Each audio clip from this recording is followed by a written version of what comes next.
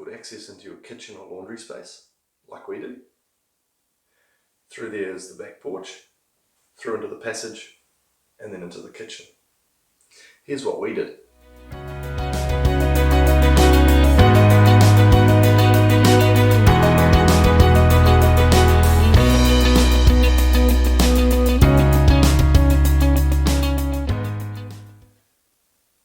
We use the Salice Pocket Door system. This way it gives you access to your washing machine, to your dryer, storage above, while at the same time as having a clear and open walkway. Once you're finished, simply pull the door shut. Everything's tidy and enclosed.